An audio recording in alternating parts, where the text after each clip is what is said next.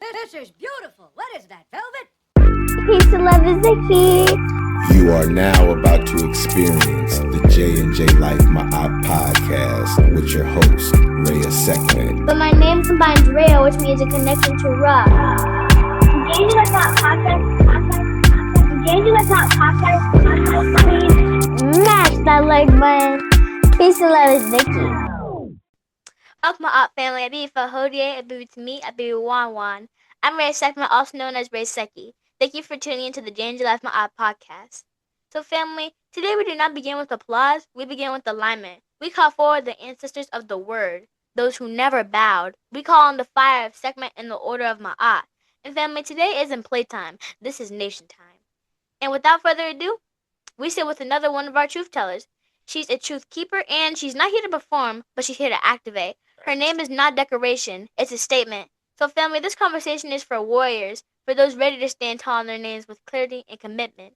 I speak for the erased, versus sons and daughters buried, for memory stolen and for legacy interrupted. This is nation business, family. Right. So without further ado, please welcome Auntie Rhonda Sekhmet Ra to the show. Abibi Hodie, how are you doing today, Auntie Rhonda Sekhmet Ra, on this fantastic day?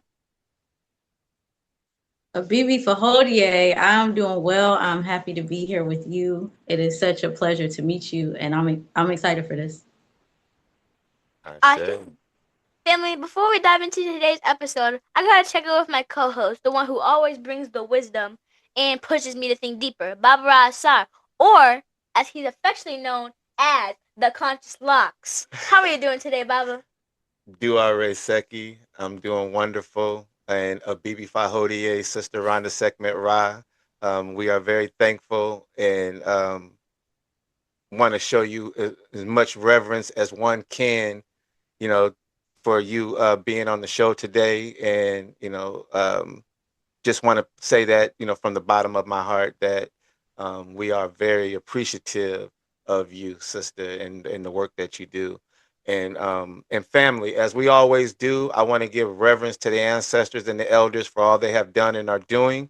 Here on the J&J-Life podcast, we find that we are more than just a podcast. We are first frequency family. And if you are not vibrating with the truth, you will not survive this discussion that Reya'sekhmet has planned. Ashe? All right. Because this discussion, family, it's for those who study, remember, and build without apology. So with that, Reya'sekhmet, I say, let's get into it. Ashe. And the Conscious Lux has officially entered the discussion. Well, okay. So, Rhonda Sekhmet Ra, I've come to know you were born in Wilmington, North Carolina. You've been writing poetry since you were little. You also have a background in social work and psychology. You started your spoken word career in Miami. And after your consciousness shifted, and now you shared your work in many places like schools, churches, ceremonies, and more. You created Let Your Soul Write to help people heal through poetry. And you've released your new album and your book, The Awakening Anthology. I say all of that to say, you use your voice to free our minds, bodies, and spirits, and you walk in the footsteps of revolutionary poets who came before you. So given the fact that you are very accomplished, I believe a great place to start would be the beginning. Will you share with the family your background, like what was life like growing up for you? What was life like when you were my age? Talk a bit about the family, alter your level of comfortability, and how did you lead us? And would you lead us into how did you ultimately become the person you are today? Did you catch all of that, sister? Yes. She was rattling it off. I love that. I love the rundown. Thank you so much for that introduction. As you said, I grew up in Wilmington, North Carolina. It's on the East Coast part of North Carolina, and it has a lot of history. I don't know if y'all are familiar with the 1898 massacre and different things that have happened there, but Wilmington itself has a lot of history.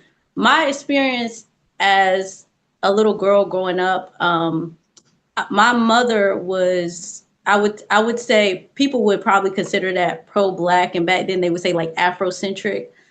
So she did her best to teach me about my culture. I didn't have any formal training. I didn't go to like an African centered school or have someone, sitting me down, teaching me about my history. But one thing my mom always tried to emphasize was to, love my blackness, appreciate my blackness. She wouldn't let me perm my hair or anything like that. So I grew up in that type of household while also going to a predominantly white school. So there was mixed messages and also seeing what I was seeing on the TV. And in terms of the poetry, I started writing poetry sometime in elementary school whenever, they introduced that into the curriculum. And once I was introduced to poetry, I just never stopped writing from there. I kept writing.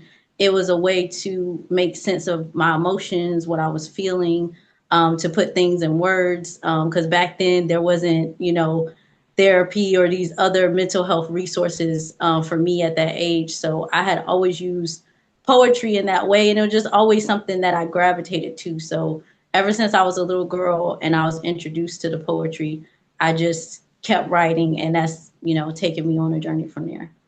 Absolutely. And Reya'sekhmet, we got Rhonda Sekhmet Ra on the show today. This is what you've been waiting for, right? Yeah.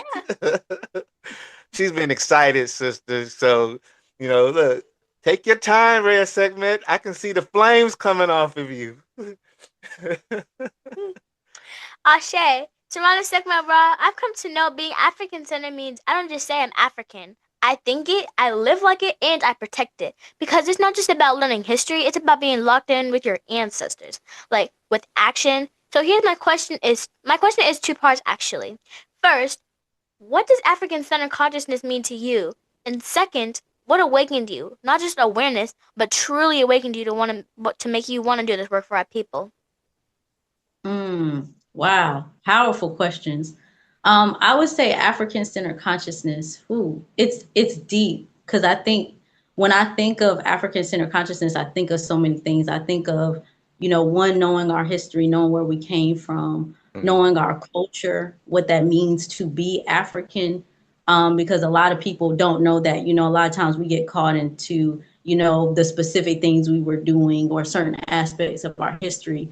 But Absolutely. what it means to be an African, what it means to have that type of character that is important to our culture. I also think a lot of spirituality, because spirituality is interwoven to every part of our culture.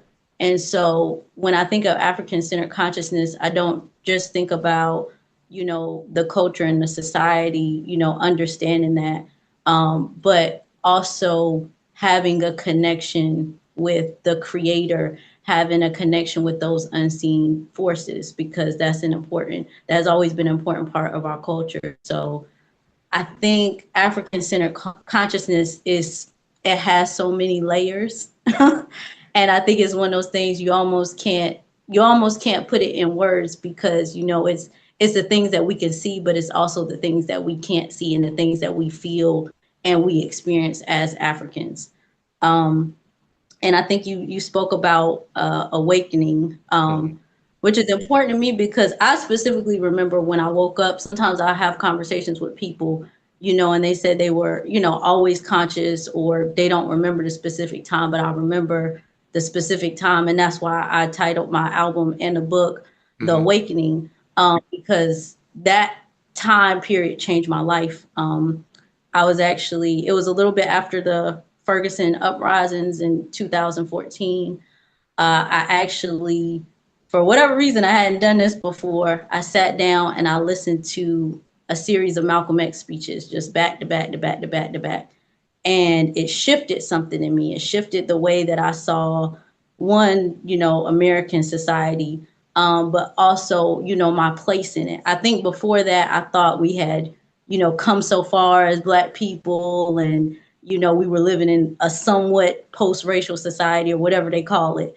But hearing him speak and seeing that his words were just as could be said in that exact moment, and he didn't need to change any aspect of the speech, that shifted my consciousness. And of course, I looked at a lot of other things after that. I read a lot. I listened to a lot of other lectures and things like that. But that was a pivotal moment that woke me up. I remember how I felt after seeing those speeches. I remember just the shift that I had in that, and life was never the same for me after that. Ashe. Ashe. And you mentioned the ancestor Baba Malcolm X helped you see clearly. Do you remember what he said or did that made you stop and shift?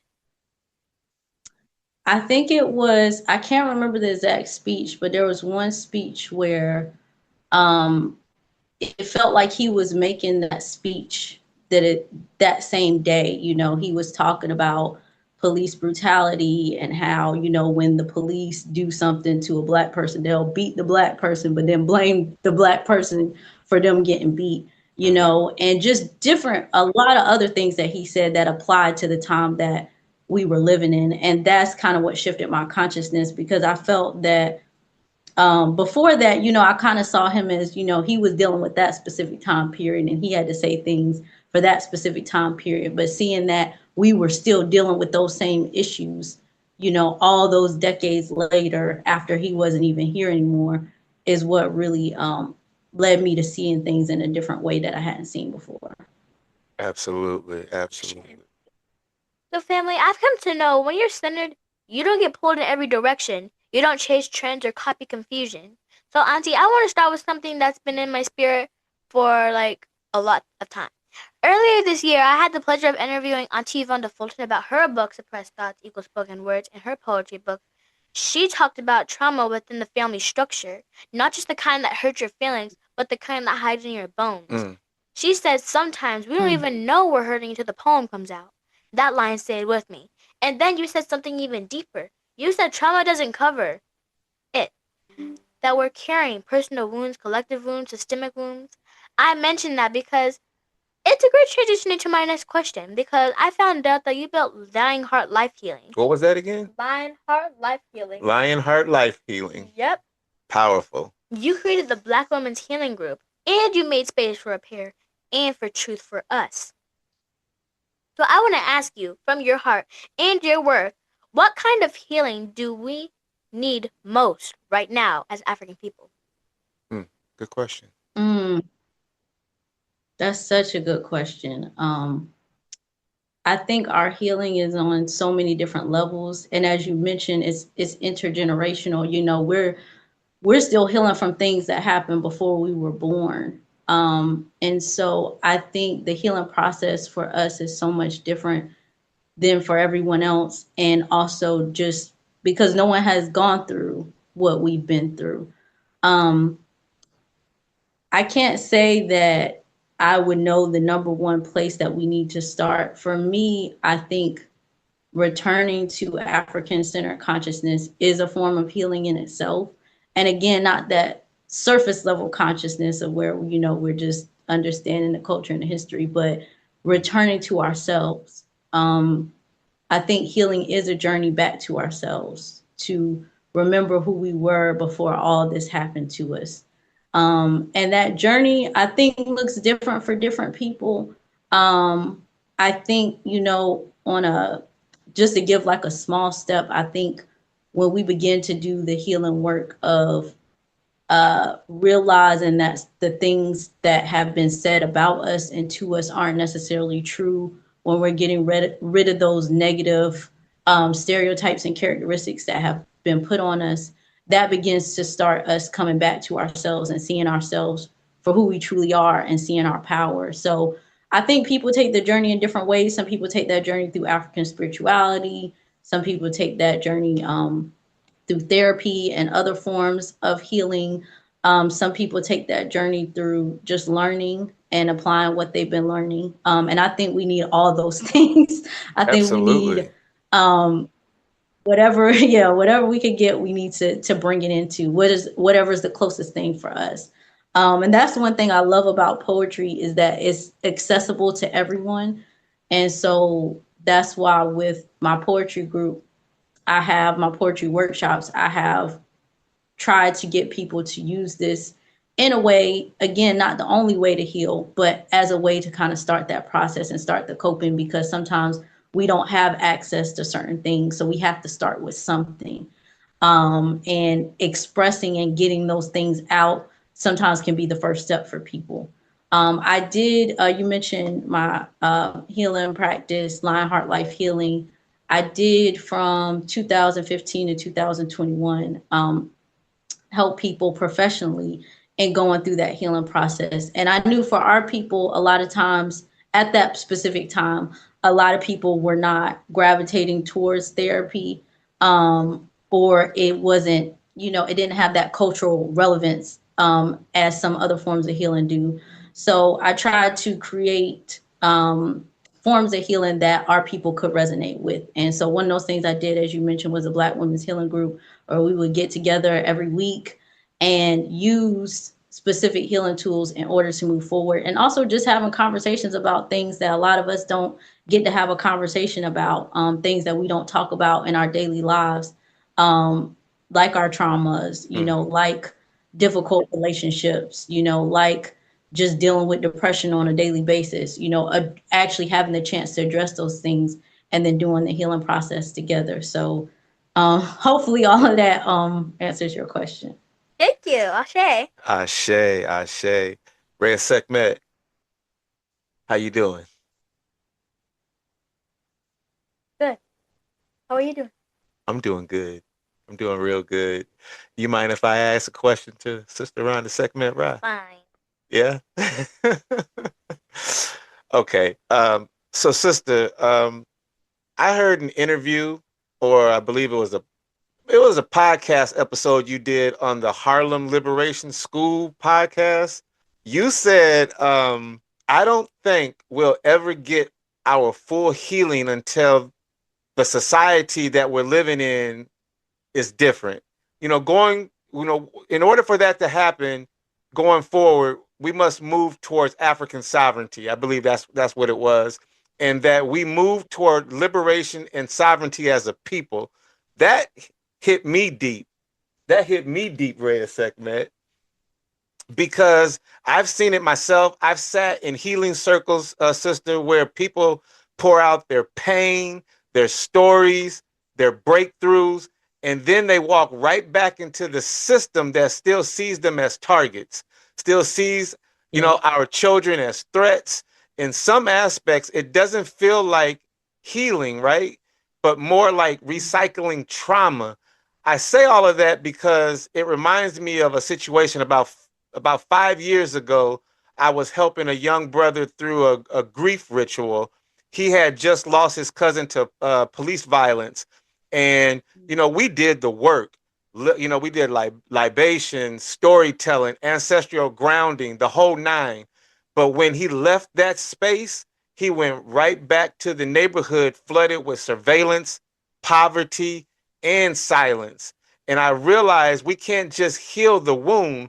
We have to change the battlefield, right? So I want to ask you, and pardon my passion, sister. Sometimes I get really passionate at when I'm talking. But I want to ask you, from your lived experience, and you touched on it a little bit during the 2014 situation, and but from your lived experience and your own healing sessions, what does sovereignty really look like in the healing process of it?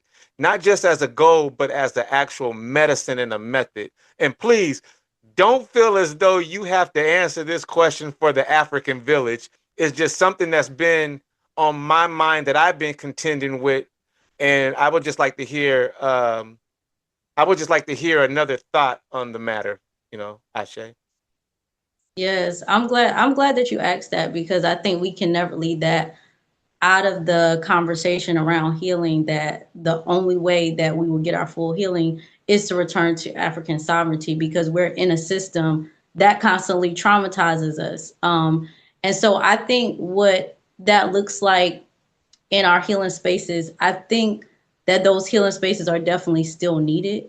And even having what they call safe spaces where we can have a moment to think, think and process, and not deal with the constant oppression and trauma and violence that we experience in the society. I think in order to get out of this, we have to do multiple things at the same time. And, sometimes I think about it and I'm like, dang, this is almost impossible. But then I think about the things that my ancestors have been able to do, with less resources. So I think that we have to do some type of personal healing to even be able to work towards sovereignty, because if we're not in that space where we're doing that personal growth and working on ourselves, a lot of times we can start replicating things from the system of oppression. And that can become very destructive, to organizations and other efforts to move towards sovereignty. And I think at the same time that we're doing this personal work towards healing, you have to also have some work that you're doing towards sovereignty.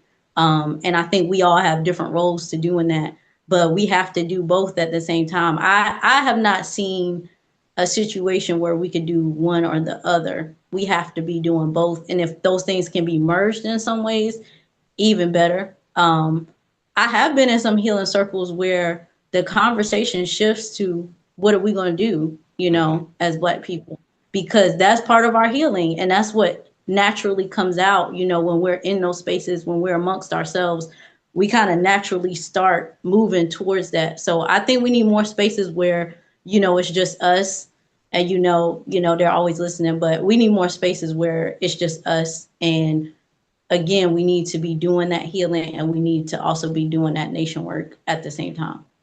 Absolutely. Ashe. For sure. So, Barbara, Asar, do you want me to expand on what Rhonda Sekhmet has just said?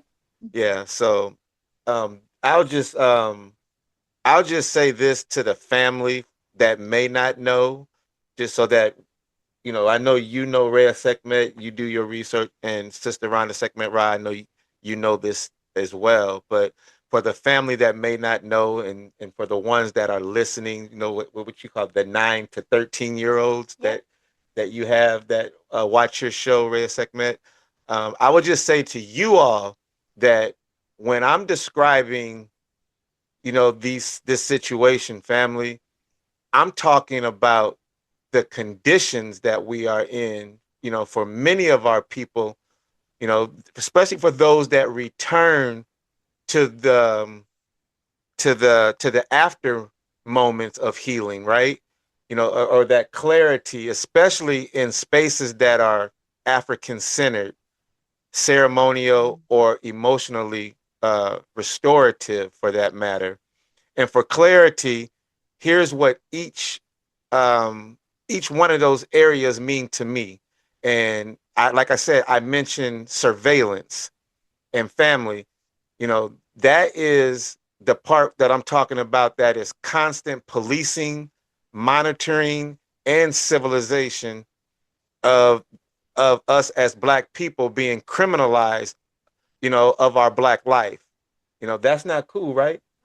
Yeah, and that comes in forms of cameras on every corner, heavy police presence that feels more like occupation than protection, and systems that track and punish rather than support. And Reya'sekhmet, stop me if you ever have a question, if anything needs clarity on your part. But, to the family, then there's that poverty piece, family, not just financial struggles, but resource deprivation, things, like underfunded schools, limited access to fresh food, unstable housing, and economic systems designed to keep us dependent or struggling, which leads into that silence piece, which that silence piece is the absence of truth-telling spaces. So, family, that means no elders or elders speaking or sharing knowledge and information, being able to pass it down. Then, no community rituals to name the pain or affirm the power. It's that quiet that comes when people are afraid to speak, family, and too tired to organize, or Reya'sekhmet, they're just disconnected from that piece that we call our ancestral voice. And I'll just land my plane with this, just for the sake of time, family. So when someone leaves a healing circle and returns to that kind of environment, it appears that the trauma doesn't just stay, it gets reinforced. I say all of that, family, to say that's why Rhonda Sekhmet Ra's work is so vital to our growth and our healing. She doesn't just offer healing, she brings spaces that challenge the system itself. Ashe? Ashe. Ashe.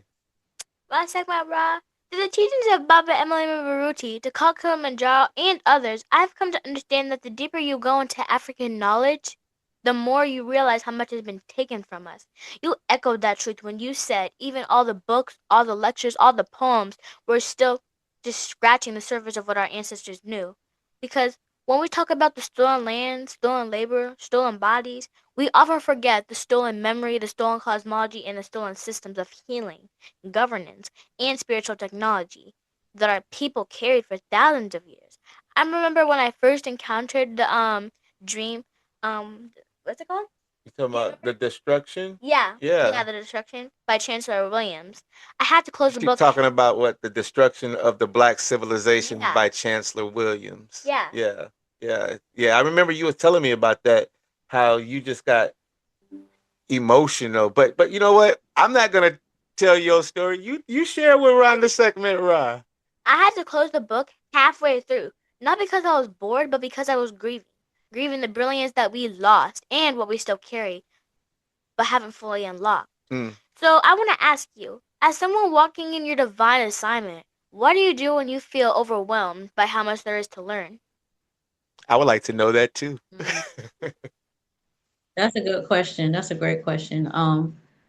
It depends on the day. I've had that experience too, where there's some books that I had to close for a while. I had a similar experience reading The Destruction of Black Civilization, because sometimes it does become too much, and then sometimes it activates that trauma that we're still carrying from our ancestors as well. One of my main things, of course, is the poetry. Most of my poems have been written when I've experienced really intense emotions, such as grief, rage against what's been done to our people, sadness, just being aware of things I wasn't aware of before. That's where a lot of my poems have come from. And it helps because when I write, it not only releases it from me, but to be able to come back to the information in a way that doesn't burden me. When I speak my poems, even if it's on hard things, it's empowering to me, to speak the truth over and over again. And it reminds me so that I don't forget. And so for me, that really has been a go-to. There's a lot of other things that I do. I do therapy, I do healing groups, I go to my altar, I do all those things as well. But the poetry and writing in general is a way a lot of times that I process the information. If it's something that's really heavy and I'm like, I don't know what to do with this, a lot of times I'll write it out so I identify what I'm even feeling right now. Because sometimes we feel those things and we don't even have words for it. We don't know what it is. But once I write that out and I realize, oh, that's why I'm feeling that way. That's why that's happening. That gives me something I can work with. Yeah, absolutely. Ashe. That grief I felt, it wasn't sadness. It was more like ancestral. It was the ache of knowing we were once whole. And sometimes when the weight of what's been stolen presses down, it can feel like too much. Do you ever feel like giving up, like the work is just too heavy? I wouldn't say giving up, but sometimes it does get to the point where you almost do feel hopeless, because it's so much going on. And I think that's also the kind of the caveat about learning more about our history and learning more about what's happened to us. Kind of the more you learn, it kind of starts to weigh down on you. And there's so many things I've come across, and then I'm like, man, this is only the surface. I can't imagine any more than this, or just, learning about what happened to us during enslavement. We don't even know all this, but just what we've learned is so terrible. Sometimes that's too much. And then also seeing all the different things that are going on now, especially in this time. It's so many things happening at the same time in the continent and over here. And then also with the, advances in technology, it's a lot to deal with. But I go back to thinking again about our ancestors who dealt with impossible circumstances. And that's really, where I feel like I don't have the option to give up. I can't imagine giving up because of the things that they've survived. And even our political prisoners who have spent years and years and years in isolation and being tortured and all kind of things, you know, in those prisons. And it's like, well, if they can deal with that, I can deal with this, you know, out here. I'm good. So I think remembering what our ancestors and our leaders have done helps me to see that I have the DNA, we have DNA to get through this. It's Ashe, yeah. It's that question because yeah, it's my turn. I asked that question because I'm aware that staying in this work, working for our people toward liberation requires more than passion. I know it requires grounding of clarity, and I was just wondering because your poems don't just speak, they search, they reach people like me, and I remember. Ashe. So, family.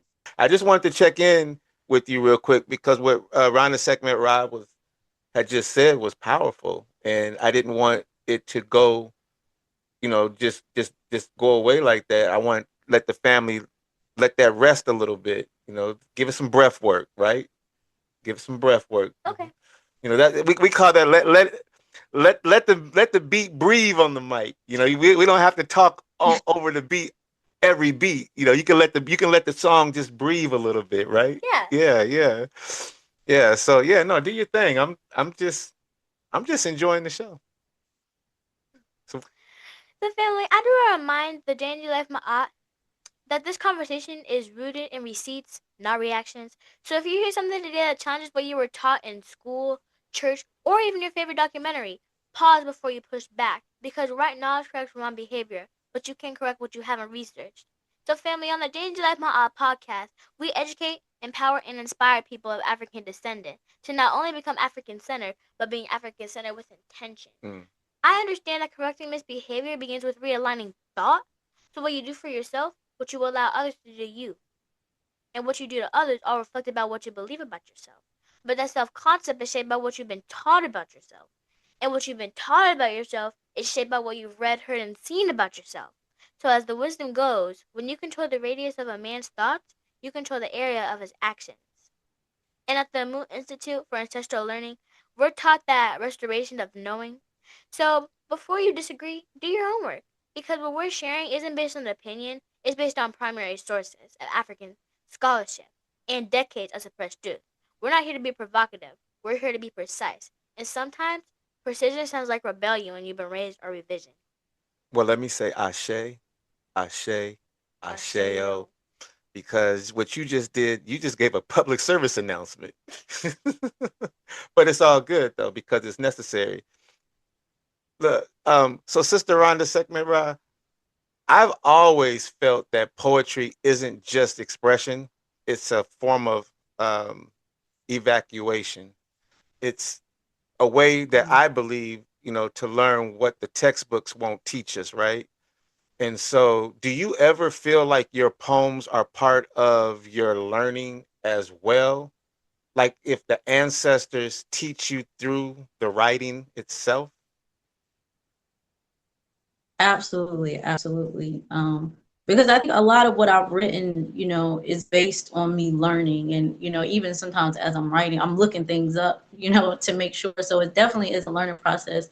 And then on top of that, sometimes, as I teach in my workshop, sometimes poetry taps us into a different space. You know, not just what's in our mind, not just what's in our heart, but it can reach the subconscious. It can reach, I think, a spiritual level. And so sometimes things come through, you know, with that we may not be consciously aware of, but something in our spirit knows, you know, something within us knows, and then that'll come out in poetry. And I've had that experience many times, you know, where certain things have come out that I wasn't fully conscious of yet, but over time I did become conscious of those things. So I definitely think it's also a learning tool, definitely. Absolutely. Ashe. Auntie Rhonda Sekhmet Ra, I read books too, and sometimes the first sentence comes from a picture in my mind. Sometimes it's a pulse I feel in my chest, something alive that wants to speak. And sometimes it's a feeling like when something isn't fair, I need to respond. You've ran through racism, grief, and the struggle of mine, your own and others. So I want to ask you, what is the first spark that ignites a poem or a spoken word for you? And is it an image, a pulse, or a rage? Sometimes all of those things. It depends. Some of my poems have come from, hearing about a specific thing that has happened to a Black person unjustly. Sometimes it'll be me just, sitting here thinking about stuff, and then something will come. Sometimes it feels like it's coming out of nowhere sometimes. One of my first poems, the first poem in the book, Black is Back, those words just kept coming to me over and over again. And then the poem came out. And of course, it's based on things that I was seeing and different things that were going on. But the way that it was sparked kind of felt like it was coming out of nowhere. But I think, everything has a source. We just don't know how to always identify that source. And then, like you said, sometimes an image, something I see, sometimes I will write poems about nature. I don't have as many of those shared, but sometimes I will write something about nature. And that's just, I might see a leaf falling or beautiful water and something like that and start writing about that. So it could be all of those things. Ashe. Ashe. And again, we appreciate you, sister. We're well aware that staying in this work is an act of devotion and a daily, and I have to say it 3 times, a daily return to purpose. This work is not easy and it's not for everybody. Yeah. When I write. When you write. When I write. Okay, when you write. When Reya'sekhmet writes. Right? Yeah. That was a lot of rights. That was a lot of rights. When I write, I think about how the words will move, how they will sound if someone reads them out loud.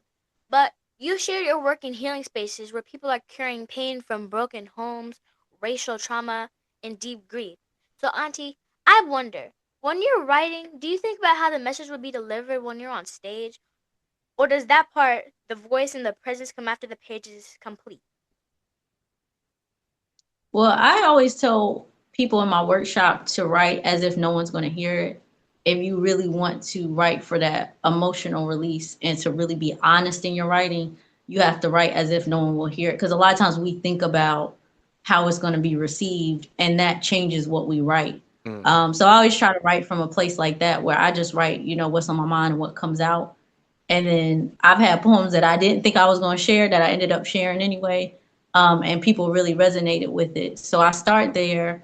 And then from there, some of my poems are just written poems, and, they could just be read. And then some of them are spoken word poems, where those are more the ones I will memorize and perform. And so with that, just, once it's written out, to, start practicing. And then I start thinking about, how it will be presented, in front of people. But when I start, I don't think about that part. Ashe. Auntie Rhonda Sekhmet Ra, the way your words move through space feels intentional. The delivery becomes part of the medicine.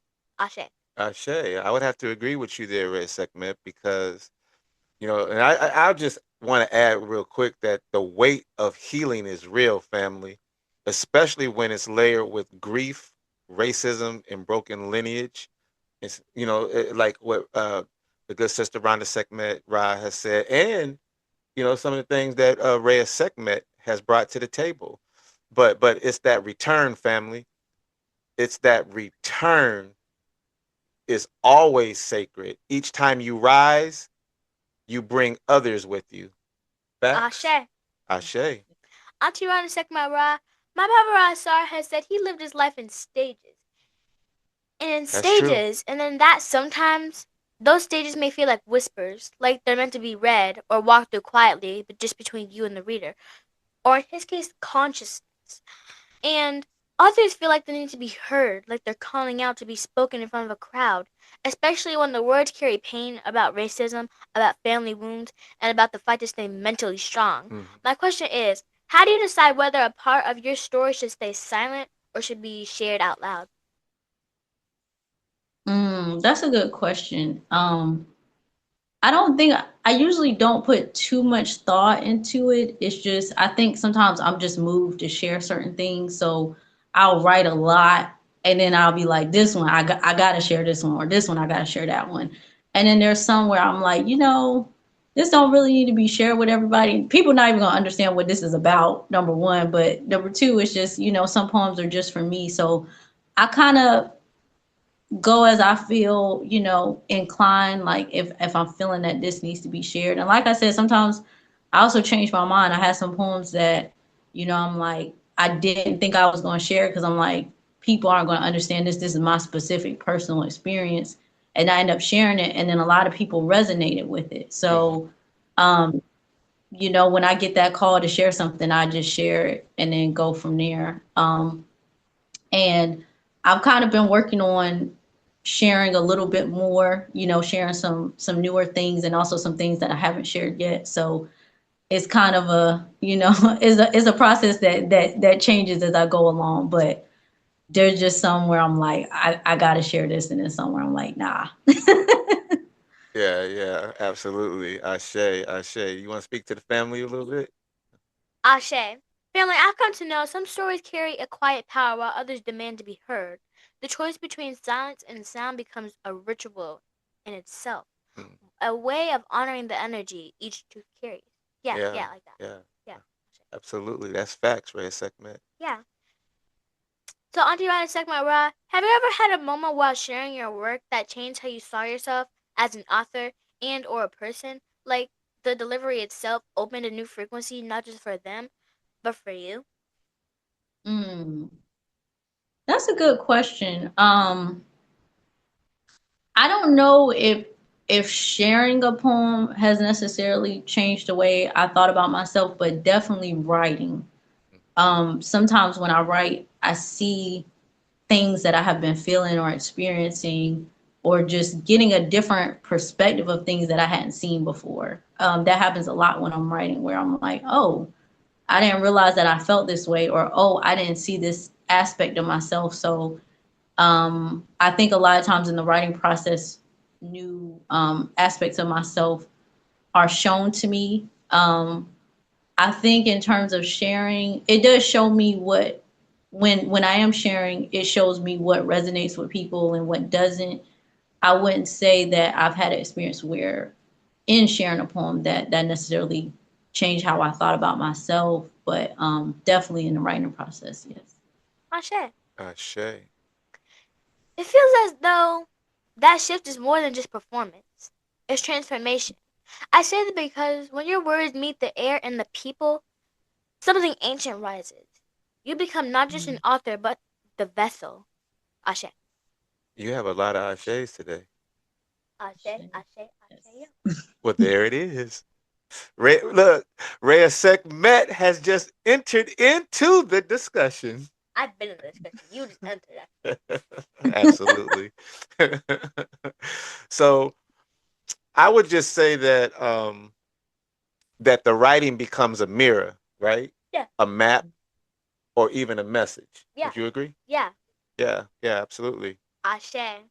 Children of the sun. It's time to rise again. It's time to rise again. Children of the sun.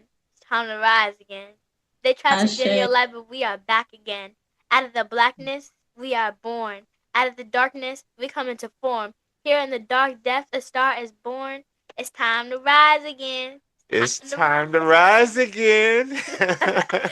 Auntie, I just love how your words hit and flow with so much meaning. I get a revolutionary charge when I say it's time to rise again. Would you honor us by performing Children of the Sun on the J&J-Life podcast in your own cadence and in your own light, as I didn't do it any justice? Oh, you definitely did it justice. But I would be happy to share it if you would like. Absolutely. Yes. Children of the sun, it's time to rise again. They tried to dim your light, but we are back again. Out of the blackness we are born. Out of the darkness we come into form. Here in the dark depths a star is born. Spirit of Ra in human form. No one could stop the sun for life. But believe me, they tried. The clouds may have covered us. But again, we will rise. Our tears came down like rain, but the ancestors have heard our cries. Now we must listen to them. Those who have walked this path before and who knew the way out for sure, who sacrificed their life for freedom. Can't you see that we are all that we have ever needed, children of the sun? Don't forget from where you came. You may not be able to call all your ancestors by name, but you can call the name of the sky, the sun, and the moon. And just like all of the universe, they are part of you. Your skin glistens in the sunshine. That's a form of love I cannot describe. They try to block out the sun, but they can't do it forever. Imagine what happened if we got together and said we won't take no more. If we actually knew what we were fighting for. What if the children of the sun aimed to burn out all the evils of the world and make a beautiful earth for our baby boys and girls? Our mother Africa has been calling to us, but can we hear her screams? The earth heats up and speaks. We can no longer wait. We cannot allow ice people with cold hearts to seal our fate. We've endured enough pain. It's time to feel something else. Why are you afraid when all the cosmos lie within you? Why do you hate yourself when all the world envies you? Why do you feel like you are lacking when you've been given all you need to be abundant and free? Why do you call yourself poor when your mother has the richest resources in all the world? Why do you keep letting thieves walk right through your door? We've forgotten our worth, allowed abuse for far too long, endured the pain with soulful songs, but now it's time for a change. Neglecting ourselves is the greatest sin, children of the sun. It's time to rise again. It's time to rise again. It's time to rise again. It's time to rise again, children of the sun. It's time to rise again. Ashe. Ashe. Ashe.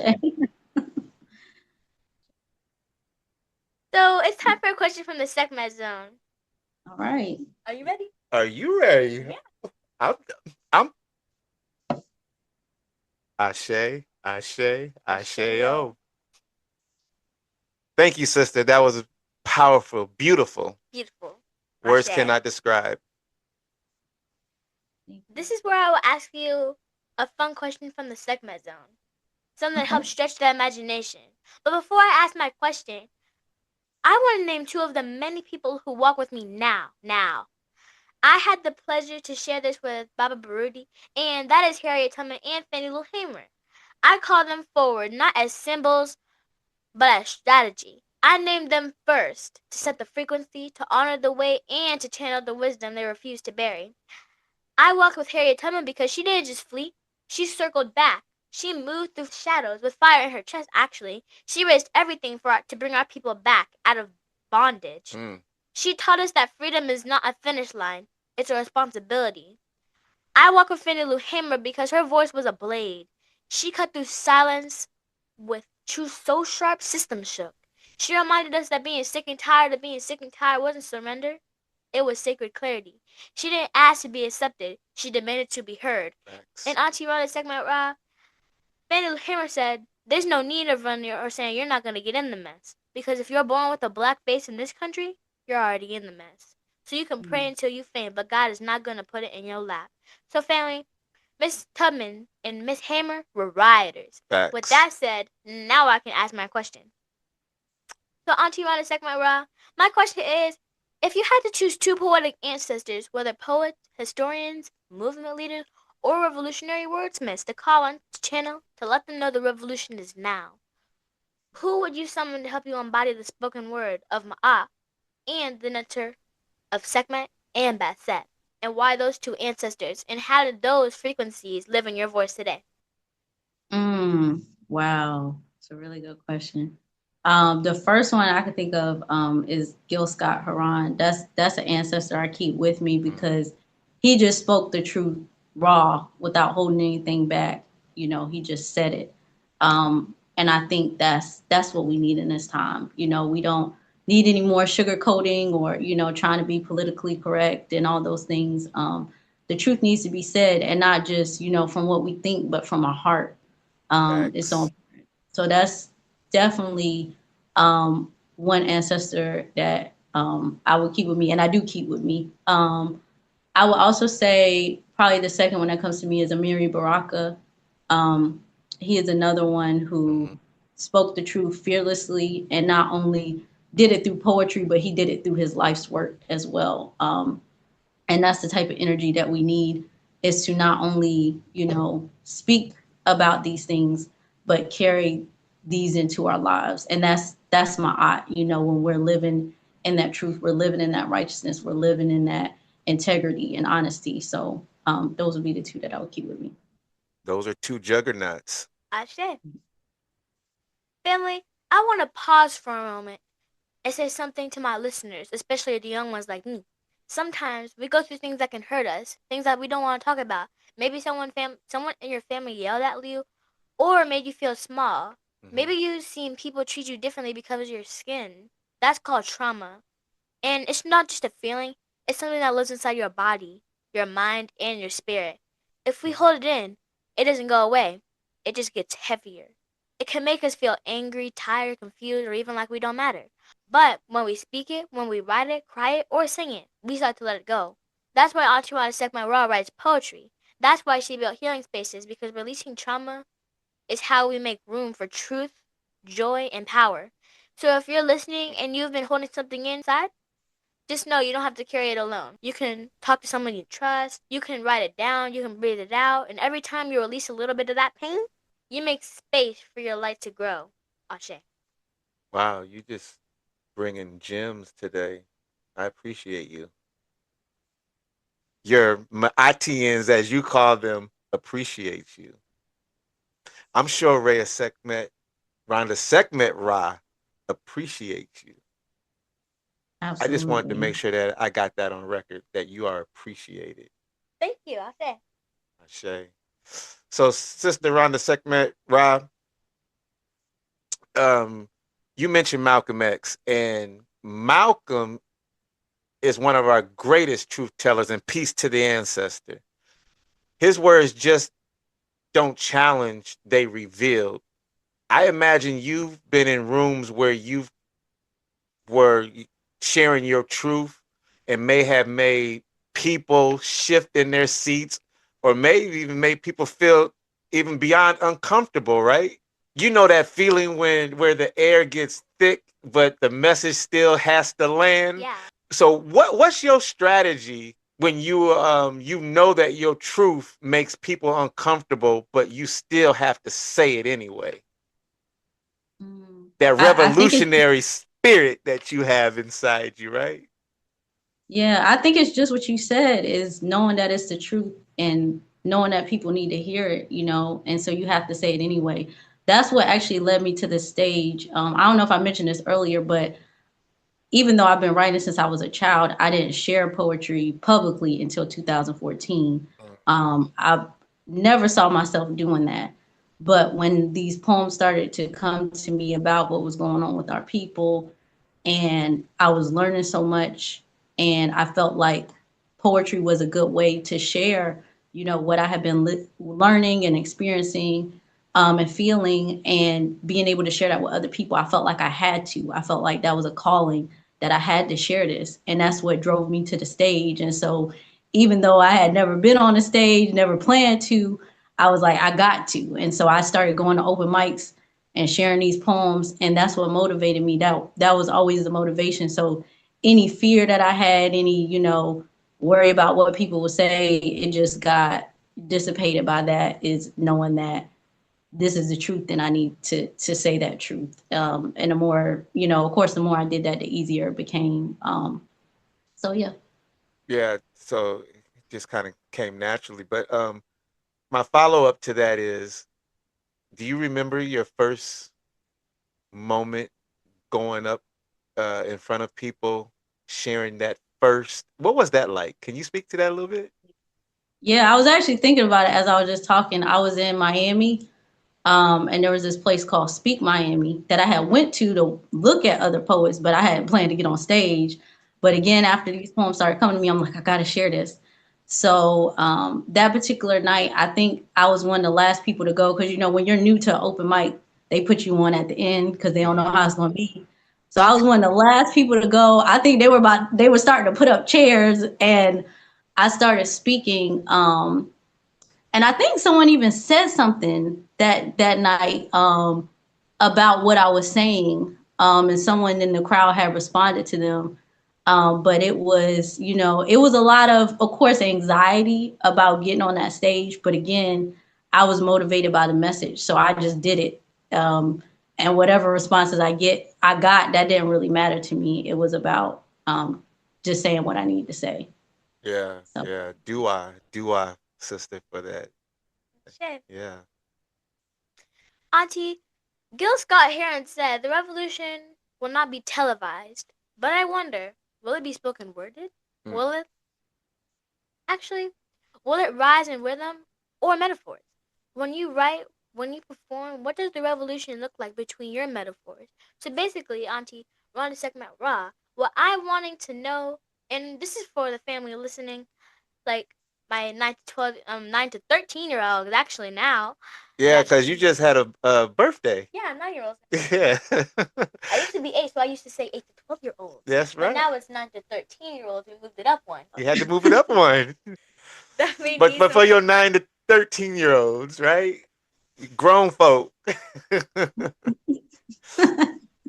Yeah, 9 to 13-year-olds. That may need some clarity on the question. So how does your poetry function as revolution, not just in content, but in delivery and intention? Well, what I hope is that just as, revolution is about, changing a society, changing a system, I hope that with my poetry that I'm changing those mental systems, the way that we are looking at things, saying the things that haven't been said yet and giving a whole different way of looking at it. And hopefully with that also motivating people to change and also feel that they have the ability to change things. Because I think a lot of times when people look at what's going on, with racism and stuff like that, I used to hear things all the time like, well, it's always been this way, it'll always be that way.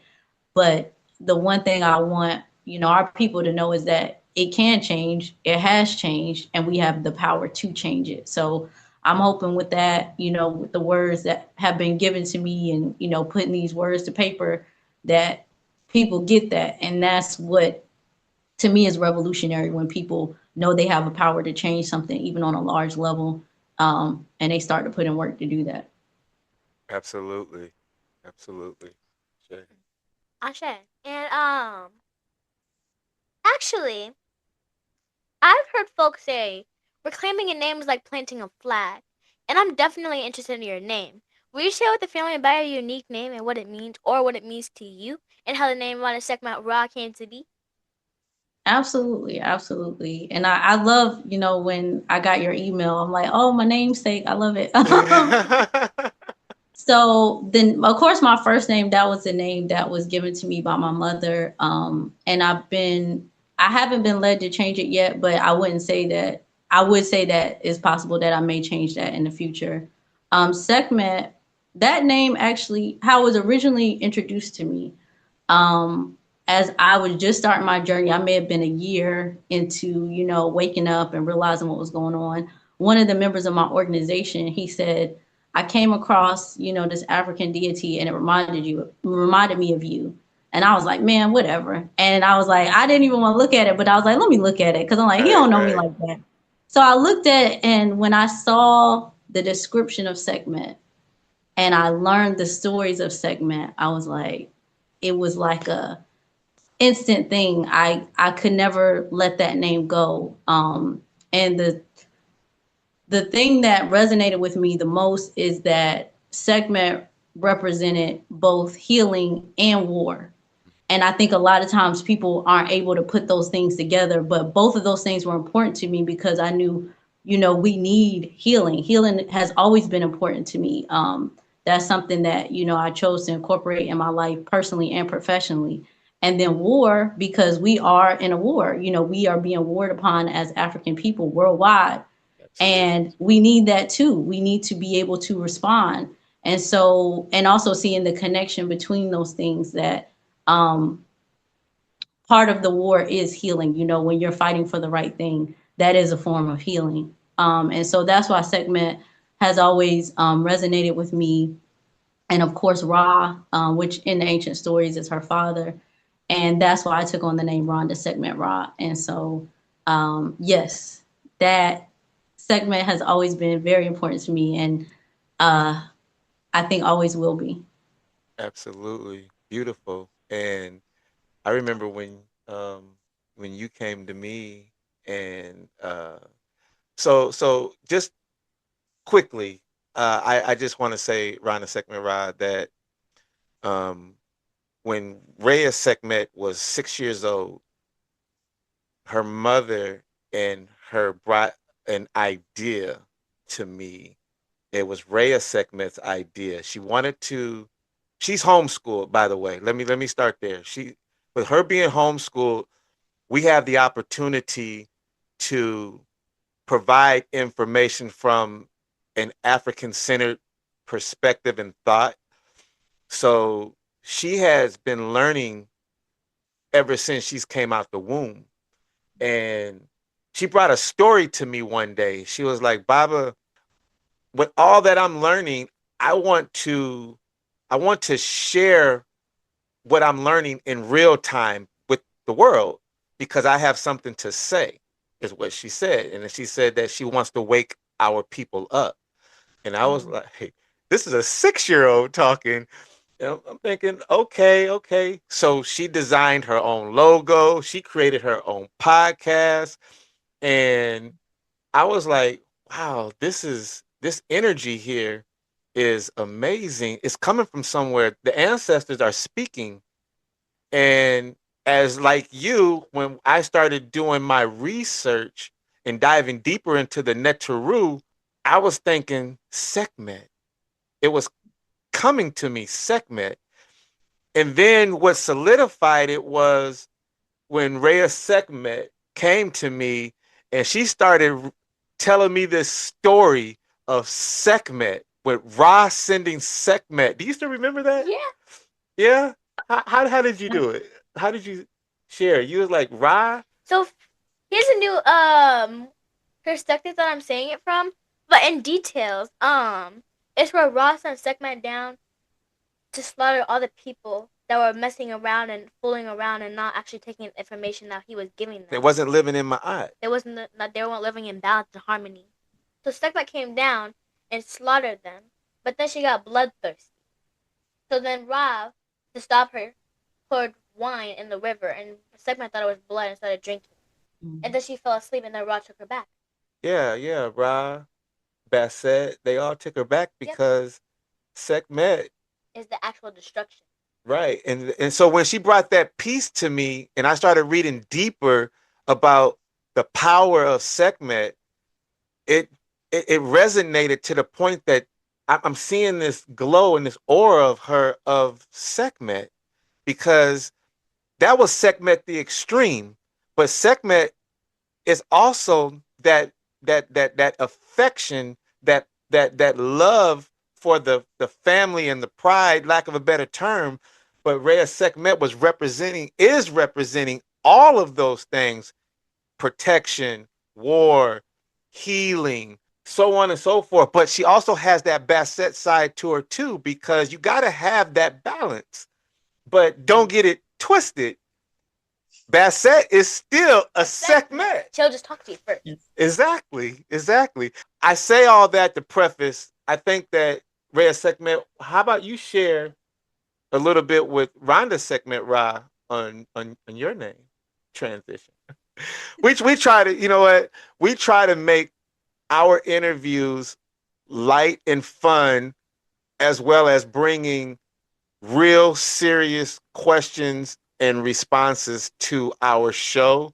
But that's what I believe is different from what Reya'sekhmet does to all the other reactionary podcasts. And no disrespect, and not trying to put no other podcast down, but we have a lane. We don't do this podcasting stuff because we're trying to get likes and followers.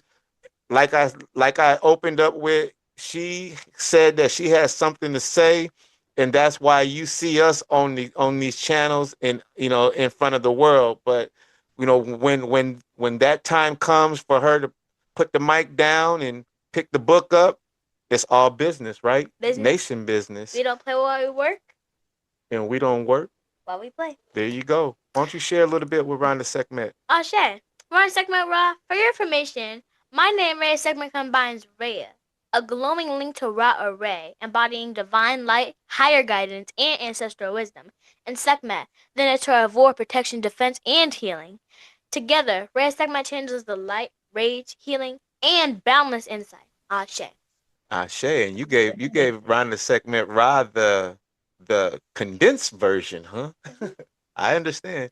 And sister, yeah, exactly. How are we doing on time? We just got a couple of more questions, I believe, and then yeah, that's where we're at. So how are we doing on your time? Yeah, we're good. Keep going. I'm enjoying this. Auntie Rhonda, you said your legacy is not about poetry, it's about power, internal and collective, and that you want our people to know they can change their reality. What do you want your legacy to be? Not just as an artist, but as an African-centered woman. Beautiful. That's a good question. Well, I think in part, a lot of times I think about the poetry, what I want to leave, after I'm gone. I want, the poems to still be there. But what I want people to know about me is that I love my people. That's number one, that I love my Absolutely. people. And I did everything that I could to work towards African sovereignty in that process. Beautifully said. But what do you hope your audience carries with them after hearing you speak? That's a good question too. I hope that they remember the things that have probably been dormant inside of them. So they remember who they are as African people. They remember the power that they have as African people. And that their consciousness is either affirmed or it's awakened, after they hear that.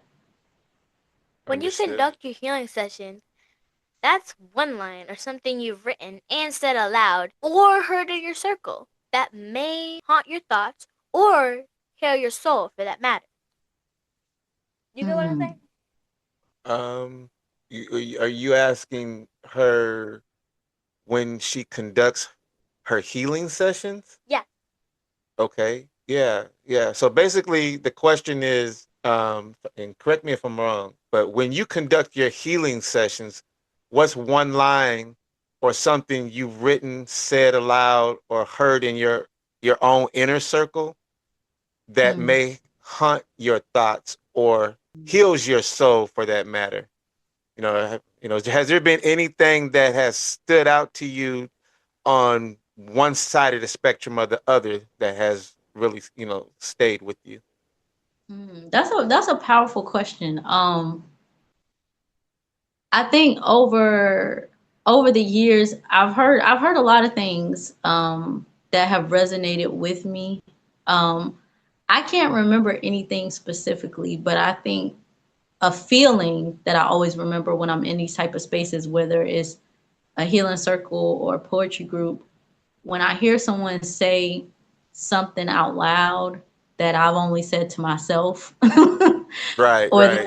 thought I was the only person dealing with, when I hear someone say that out loud, that always touches a part of me. So I can't remember the specific words to those moments, but I would say that particular experience always stays with me. And it can kind of be both, like it's healing, but it's also like, wow, when you hear those words out loud.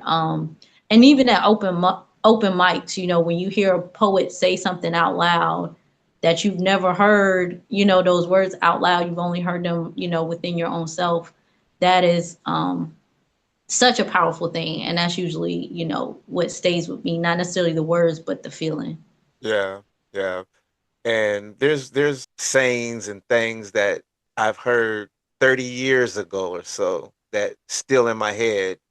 But I say that to say, like in your book, and I don't know if it's gonna show on, but Yeah, yeah, perfect. okay, The yeah, Awakening Anthology. yeah. So I came across one of your spoken word, and that was I'm bringing the God back, and that that piece was like, well, wait a minute, what's Rhonda Sekhmet know about what Asar's thinking right now? So I was like, this is speaking to me because it's like this is everything that I was thinking. Obviously not in the words but just in thought. And I was like, well, Reya'sekhmet, check this out. You know, I'm showing her, and she's going through, and she's reading, and she's like, oh yeah, I'm feeling this. You know? So I just wanted to put that out there that family, Rhonda Sekhmet Ra's the Awakening Anthology is fire. You have to get it. You have to get it. Ashe? Ashe. Before we close, I want to speak this into the air for every young listener, but for every soul still rising. You're not just a student, you're a spark. You are not just surviving, you are remembering. You are not just here, you are chosen. Like Auntie Rhonda Sekhmet Ra has said, we are the children of the sun, descendants of Ra, the great illuminator. We walk in with Ma'at in our steps, truth, justice, balance, harmony, order and arrangement, reciprocity, and righteousness. We carry the fire of Sekhmet when we protect our people, and the joy of Basset will remember to laugh, dance, and to breathe.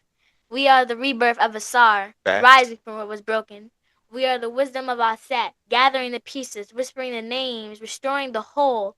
So walk tall, speak loud, love deep, and never forget. Your light is older than your fear. Your breath is part of breath that built pyramids, healed nations, and called stars by name. And this is from Reya'sekhmet with love. Ashe. Ashe. You sound like Yes.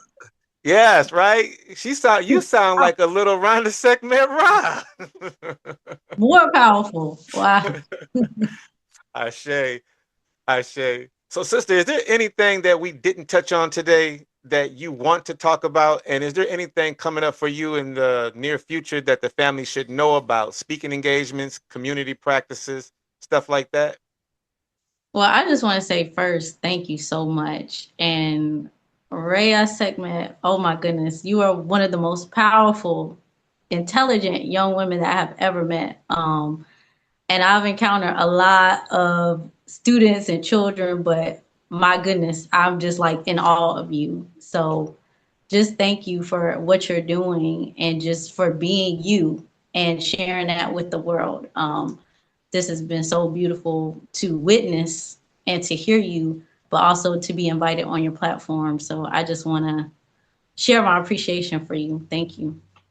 Ashe. Ashe, Dua. Dua. Thank you so much, Rhonda. Yeah. Sekhmet Ra. I know Absolutely.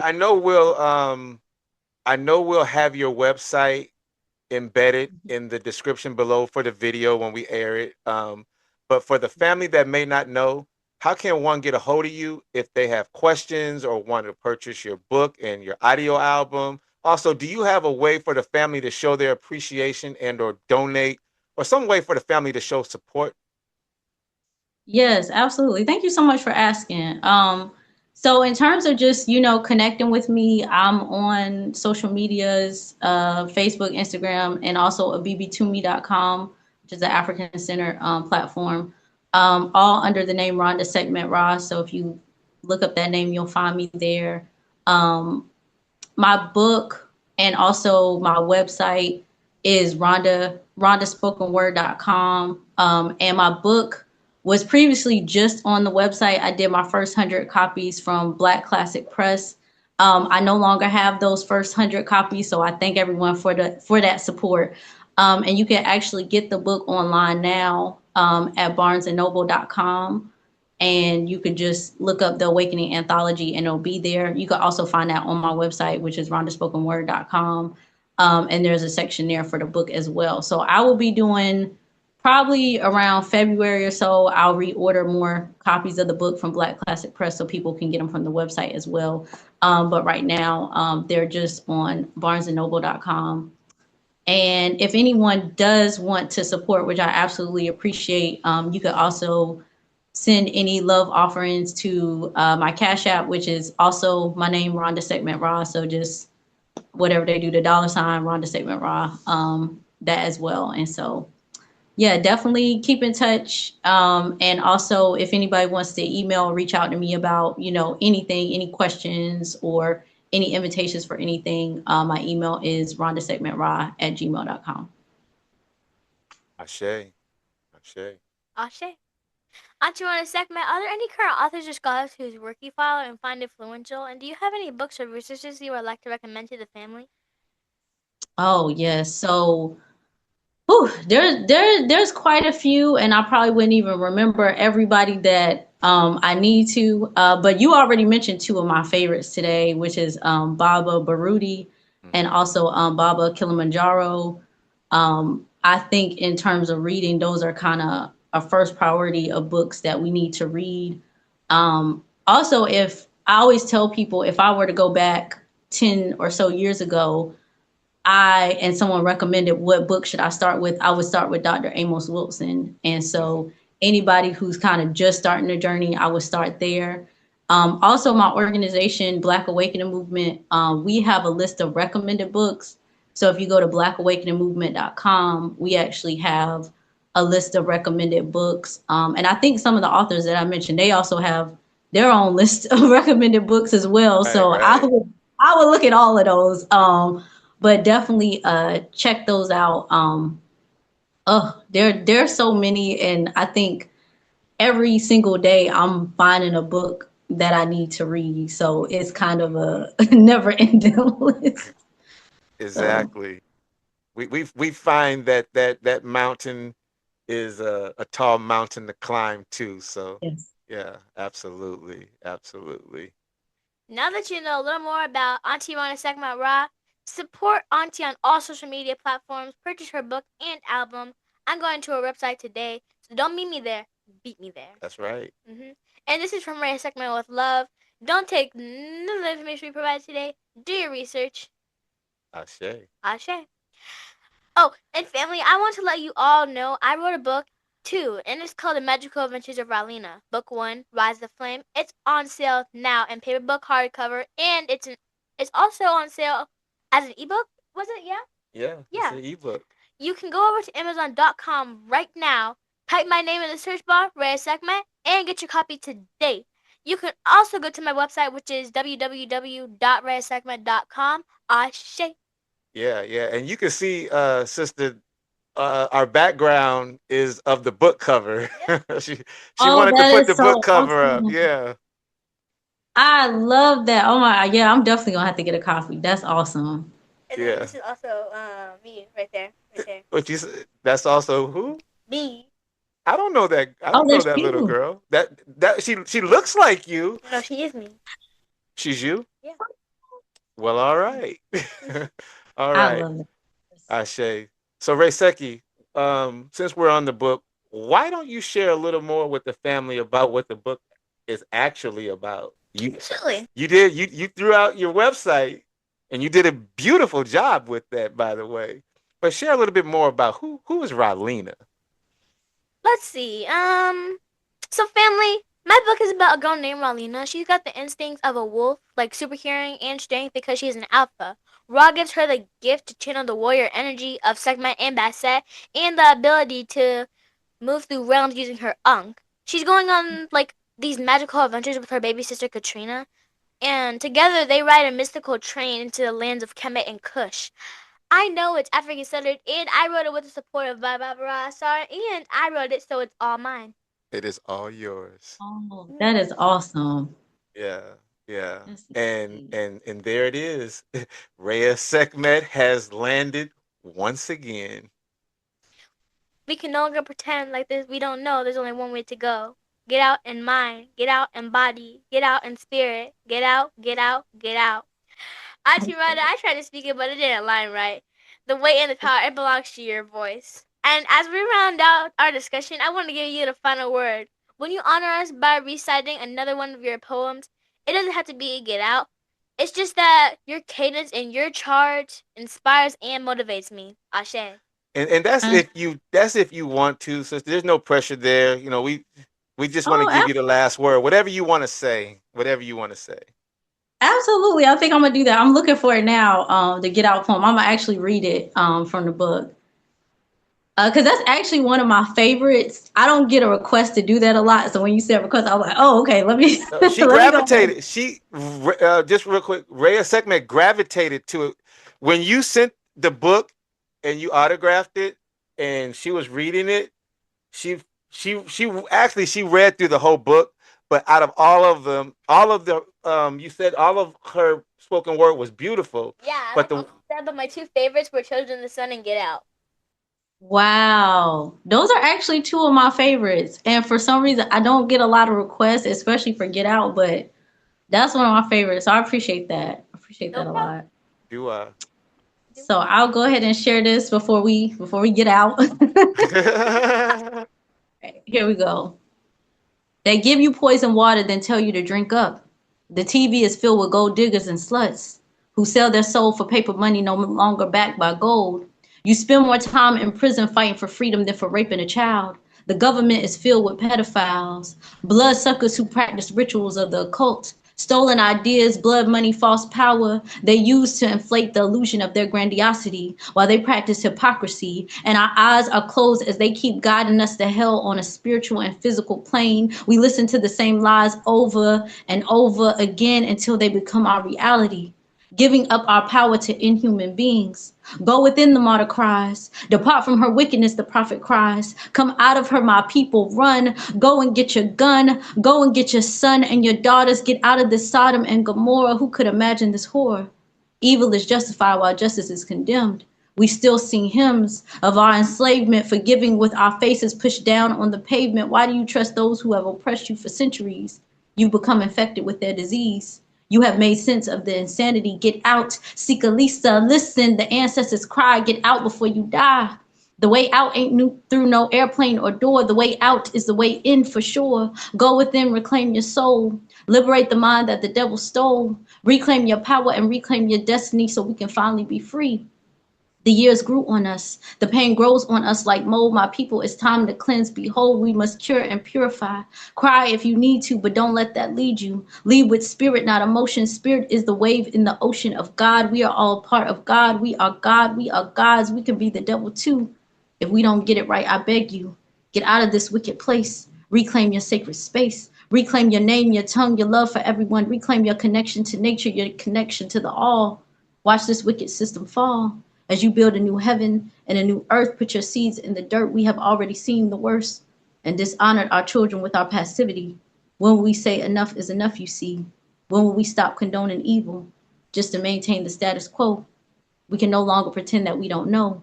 There's only one way to go. Get out. In mind, get out. In body, get out. In spirit, get out. Get out. Get out. Ashe, Dua. You are. Beautifully said. Thank you so much for having me. I so appreciate this. This has been great. For Well, there you myself. have him. There it is. Until next time, please absolutely divide, like mine, and subscribe. Study Rhonda Sekhmet Ra's work and educate yourself, family. Sacrifice and pay the price. Abifa Hodie, Reya'sekhmet is out. Abibi Fahodie. Hodie. Peace and love is the key. Ra represents the essence of truth, justice, harmony, balance, order, and germane trait, which is philosophy and righteousness. J&J-Life not podcast. J&J-Life not podcast. The J&J-Life podcast was created to give the family a place and platform to embrace their spiritual awakening and consciousness. J&J-Life is dedicated to showcasing the beauty of our culture, educating our people and those that want to learn this work. Smash that like button. Peace and love is Nikki.